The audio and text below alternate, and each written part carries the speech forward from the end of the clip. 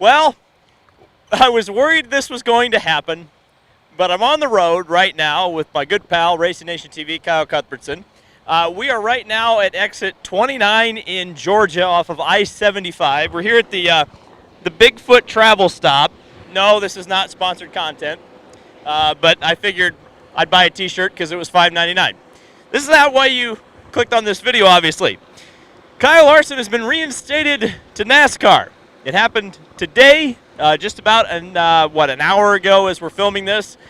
And obviously, this is going to be the big story that we've all been kind of waiting for. All of the dominoes that are flying in. Thank you, Mr. Trucker. We love that. We love the honking. So this is going to be all the dominoes all falling at once. And they have been falling all at once today. Chase Briscoe going to Stewart-Haas. Erik Jones potentially going to the 43 car.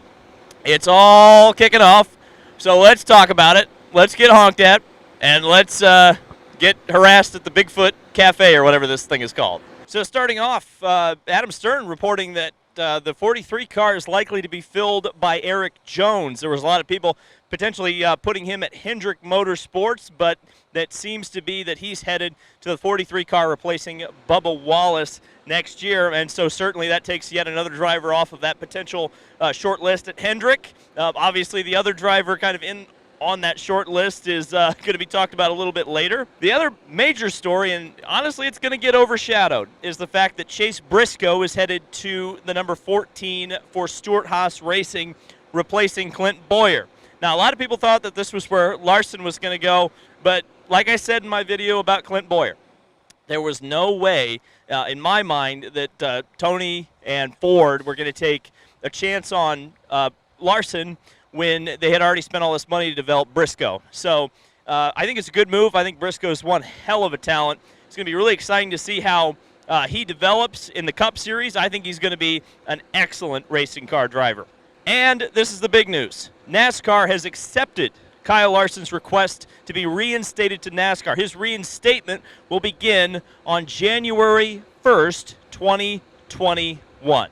And we're back live here at the Bigfoot travel stop here in Georgia. Okay, so I think it's pretty obvious where things are headed at this point. The two pieces that I think were question marks, which were Erik Jones in the 43, or going to the 43, and Chase Briscoe now taking the 14. The Hendrick options are very, very limited, pretty much limited to exactly Kyle Larson. Now, based on all the information and all the people I've talked to, I think this was a foregone conclusion. I think pretty much everything else was speculation. The question now is going to be just the when.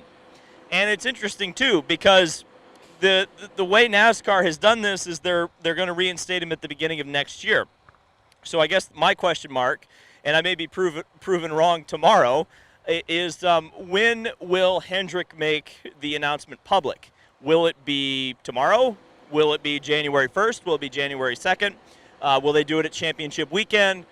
There's a lot of options. And kind of like I talked yesterday in the video, I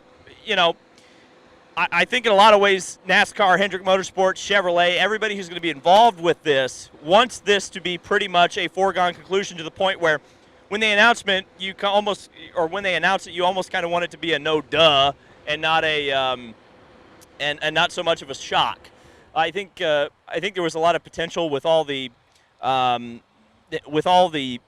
extra outside elements kind of involved here, that if they had just dropped this, say, in August, it would have been major news. There would have been major backlash. But the way the PR team has handled this, the way Larson's representatives have handled this so far, the kind of the steady, slow drip of information, it makes a whole lot of sense. And they've done it in a way that I think is going to prevent a lot of that kind of mainstream, and not even, maybe even less than mainstream, backlash.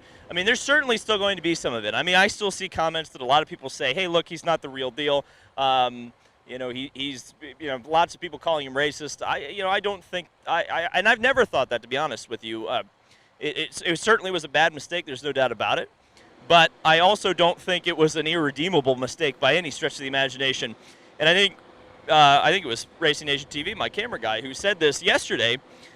In a lot of ways, he's kind of gone above and beyond what pretty much any other person involved in NASCAR who has made the same mistake has done. And I don't think it's going to end here from the perspective of Kyle Larson and his image rehabilitation.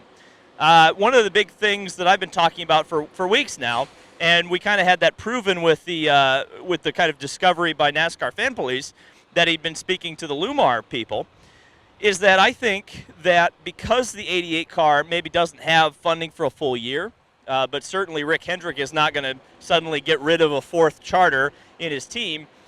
They could take the opportunity, especially moving Bowman to the 48 with Ally Bank sponsorship.